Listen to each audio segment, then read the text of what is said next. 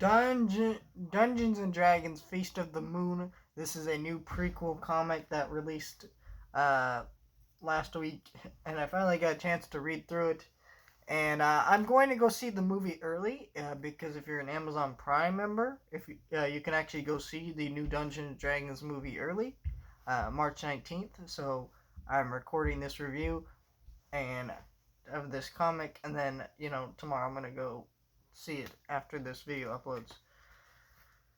This is awesome.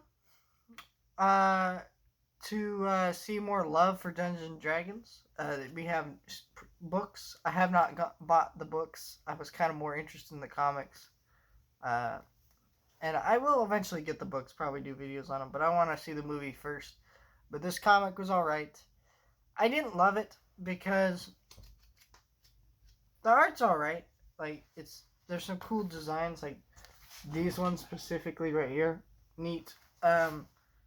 But otherwise, the art in this book is just fine. Like, nothing too special. It has some cool action moments and stuff. Cool creatures. It's Dungeons and Dragons. You got a cool world to it and stuff. But it doesn't, what I don't like about this comic is I don't get the fun in it. And that's what I am excited about watching in this movie. And that's what I've heard people who've seen the movie say, who've seen it early. This movie's fun.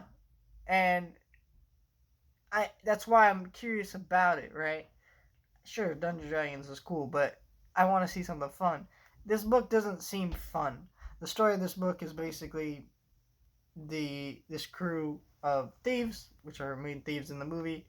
They basically try to help this town from bandits so they can get along their way after losing some money in a failed con or whatever. And yeah, it's like, okay, it's nothing too exciting, kind of generic. There's not a lot of great humor or fun to it. When you watch that trailer for the Dungeons and Dragons movie, you see this is a really fun movie, and that's just not what you get here in the comic. It's all right, just needed a little bit stronger punch and writing to it to really make it interesting. I was mostly bored reading this. I had no reaction to every page I read because it was just like, oh, okay, and it was fine, I guess. And I don't think this is gonna tie into the movie that much. It just seems like a random one-off story that doesn't really matter to anything, and that's kind of unfortunate because this is pushed by IDW, and I believe IDW, maybe it's Dark Horse, whoever publishes the Stranger Things comics, they really tie into the shows and movies, and then there's one-off comics that don't, but for the most part they do in really interesting ways. Not that they're always referenced within the show, but they do advance your knowledge within the show, and so they're interesting to read. Comics like this are just this is just a one-off story that probably won't matter to anything. And I read that Shazam comic that was supposed to tie into the new movie, and guess what?